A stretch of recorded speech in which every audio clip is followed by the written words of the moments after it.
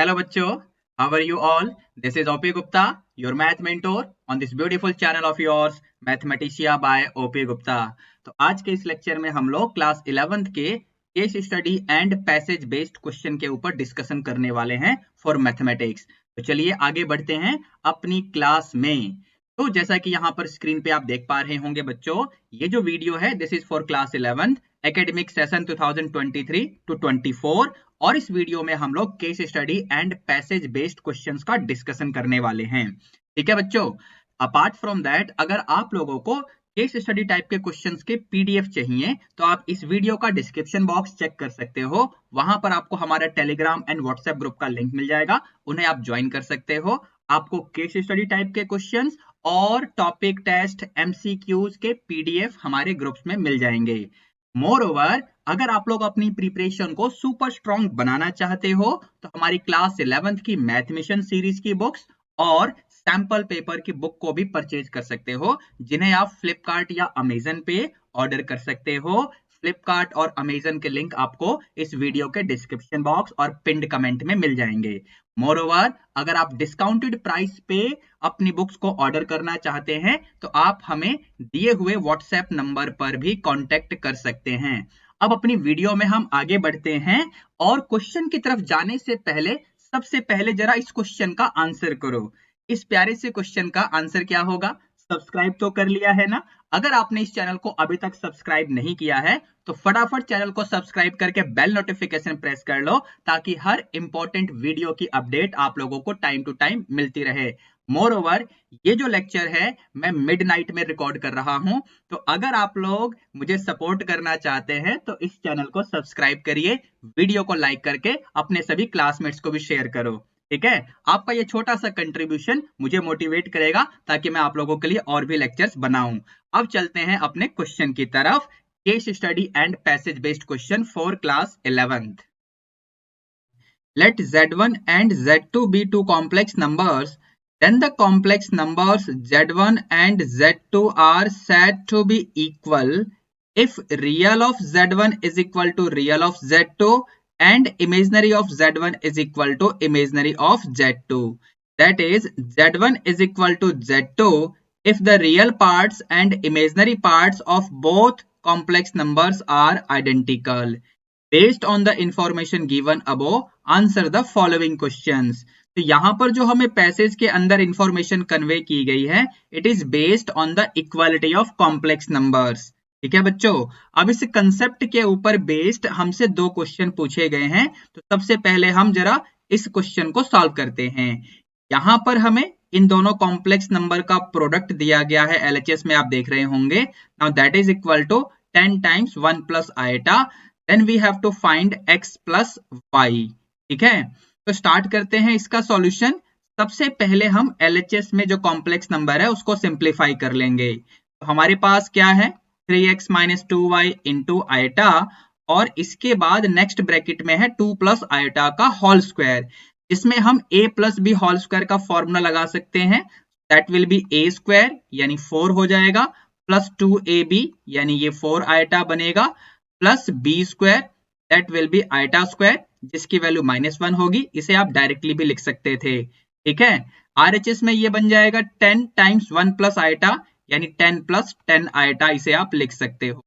ठीक है बच्चों, अब इसके बाद यहां पर हम फर्दर सिंप्लीफाई करेंगे। This is 3x minus 2y into iota, ये पूरा ब्रैकेट आपको देगा 3 plus 4 iota। समझे, 3 कहां से आया, आयटा स्क्वायर की जगह हम -1 पुट करेंगे, ये रहा 4 और ये -1 यानी 3 बन जाएगा, और ये plus 4 iota as it is मैंने लिख दिया है। फिर यहाँ पर आरएचएस में सेम चीज हम लिख रहे हैं।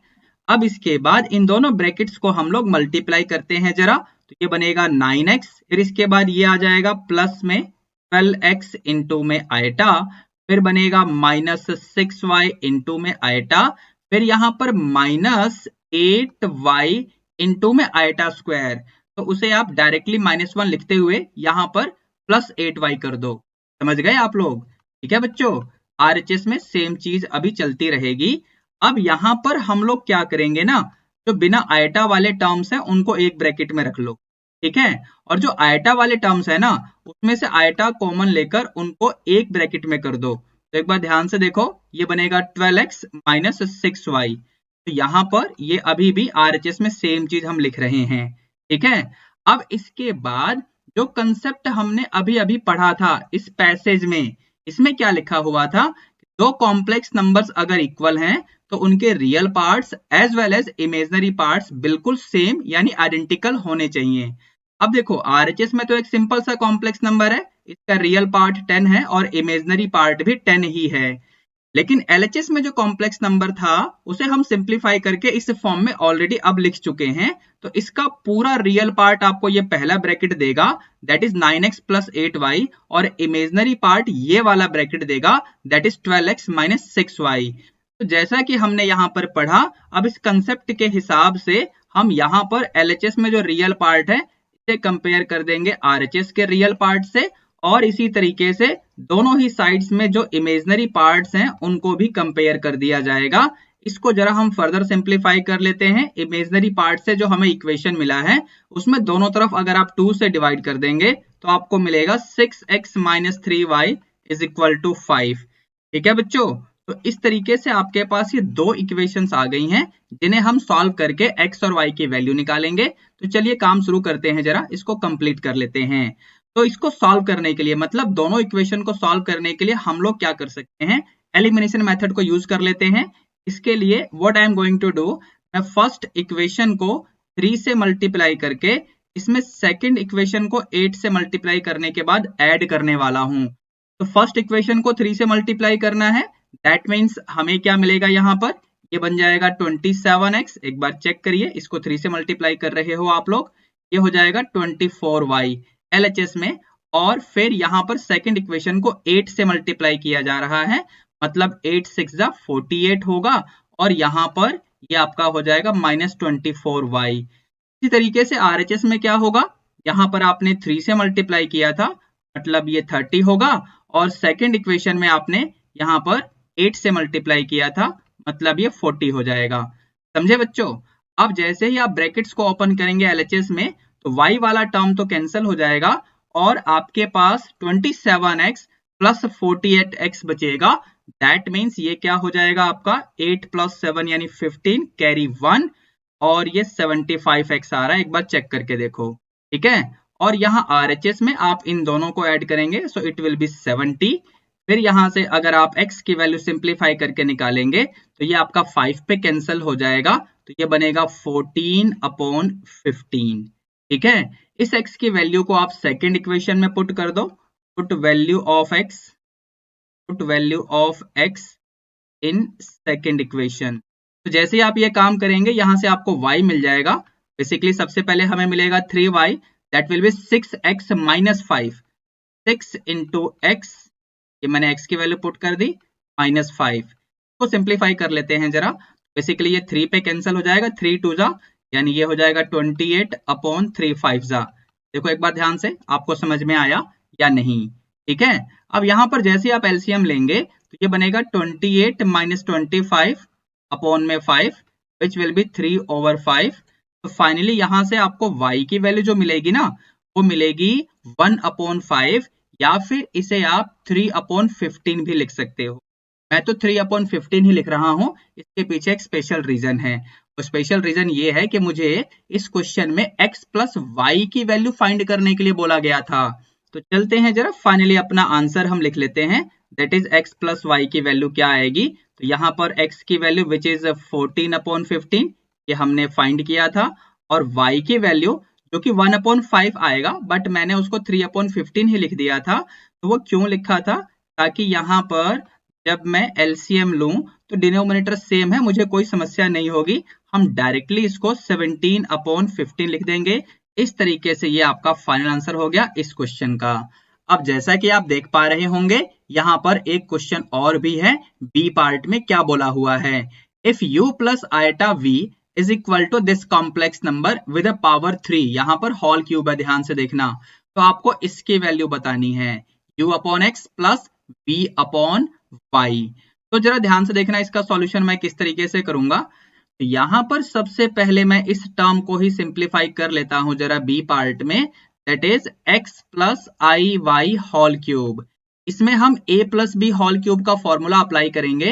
ये बनेगा a cube plus b cube मतलब i क्यूब y क्यूब। तो यहाँ पर आप इसे लिख दो i क्यूब y क्यूब, ऐसे हो जाएगा, प्लस 3ab इस तरीके से आप लिखेंगे और ब्रैकेट में a प्लस b। क्या बच्चों, इस तरीके से फर्दर इसको सिंप्लीफाई कर लेते हैं। अब इसके बाद एक बात और ध्यान से सुनना, आई क्यूब का मतलब हो जाएगा आई स्क्वायर इंटू आयटा, आई स्क्वायर यानी -1, तो ये फाइनली माइनस आयटा हो जाएगा जो मैं यहां पर यूज करूंगा। ठीक है, अच्छा इसे एक्स क्यूब रहने दो, ये हो जाएगा आपका माइनस आयटा इंटू में वाई क्यूब। यहां पर ब्रैकेट के अंदर इसको जरा भेजना और देखो जरा क्या आता है। ये बनेगा आपका 3x² into Y into eta, फिर उसके बाद आपको मिलेगा -3xy²। ये नेगेटिव कहां से आया समझे, जब आप मल्टीप्लाई करेंगे ना इसके साथ आई वाई के साथ, सबसे पहले आपको मिलेगा 3xy² इंटू में i²। i² तो -1 होता है ना, तो बस यहां पर मैंने इसको नेगेटिव कर दिया। Are you getting me? ठीक है, अब इसके बाद इसको जरा हम सिंप्लीफाई करते हुए रियल पार्ट्स को अलग करते हैं और इमेजिनरी पार्ट को अलग कर लेते हैं। अब इसके बाद यहां पर हम रियल पार्ट को जरा एक तरफ कर लेते हैं, यानी x क्यूब माइनस 3xy² आ जाएगा, और इमेजिनरी पार्ट को एक तरफ करते हुए उसमें से आयटा कॉमन भी ले लेंगे। तो ये आपका क्या बचेगा, दिस विल बी 3x²y, एक बार चेक करिए, और यहाँ पर -y³। ठीक है, तो ये तो मैंने बी पार्ट में जो RHS में इंफॉर्मेशन गिवन थी ना कॉम्प्लेक्स नंबर के बारे में, को सिंप्लीफाई कर लिया। अब हमें पूरा डाटा लेके चलना है। LHS में ये दे रखा है और RHS में जो भी था उसको हम सिंप्लीफाई करके इस तरीके से लिख चुके हैं। इसको अब देखना मैं कैसे लिखूंगा।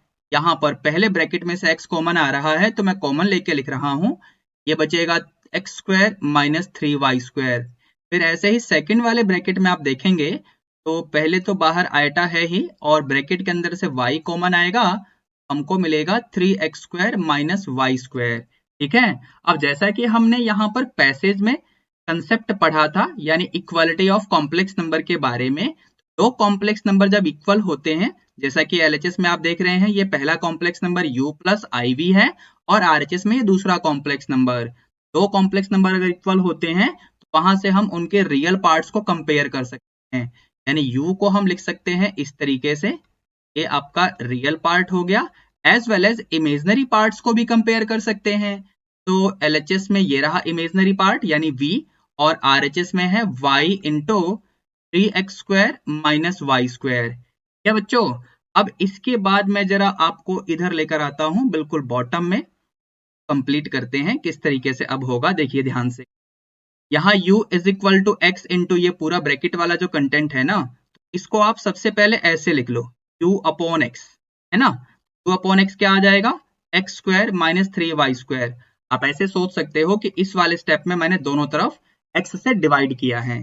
ठीक है, सिमिलरली आप इसमें देखो ये v इज इक्वल टू जो दे रखा है, तो इसमें आप लिख लो v अपॉन y, तो that will B 3x² minus y²। ये आपके पास दो चीजें आ चुकी हैं। अब जरा अपने क्वेश्चन में फिर से लौटो, आप यहां देखो आपको वैल्यू किसकी निकालनी है, u upon x plus v upon y, तो जरा इन दोनों को ऐड कर दो। तो अब यहाँ पर इन दोनों को हम लोग ऐड कर देंगे, यानी u upon x plus v upon y, तो यहाँ पर x² माइनस 3y² और ये 3x² माइनस y²। तो x² वाले ऐड करोगे तो 4x² मिलेगा, y² वाले ऐड करोगे तो 4y² मिलेगा, बट नेगेटिव का होगा। आप अपना आंसर यहाँ भी छोड़ सकते हो या फिर एक स्टेप और लिख लो जिसमें आप 4 कॉमन लेकर इस तरीके से अपना फाइनली आंसर कंक्लूड कर सकते हो बी पार्ट के लिए। समझे? आई होप आपको इस पूरे क्वेश्चन का सॉल्यूशन सही से समझ में आ गया होगा। बेसिक कंसेप्ट यहाँ पर हमने क्या यूज किया, बेसिक कंसेप्ट था इक्वालिटी ऑफ कॉम्प्लेक्स नंबर्स, लेकिन ये सारी इंफॉर्मेशन आपको इस पैसेज में भी बता दी गई थी, पैसेज बेस्ड क्वेश्चन था ये। आई होप आपको सही से समझ में आ गया होगा। आई होप आप लोगों को ये पूरा क्वेश्चन सही से समझ में आ गया होगा। और अब इस वीडियो को लाइक करके इसे अपने सभी क्लासमेट्स को शेयर करके आप मुझे सपोर्ट जरूर करेंगे। अपार्ट फ्रॉम दैट इस चैनल को सब्सक्राइब करके बेल नोटिफिकेशन भी प्रेस कर लेना। ठीक है बच्चों, चलिए मिलते हैं अब हम नेक्स्ट लेक्चर में। Till then be good, take care, all the best. Thank you बच्चों।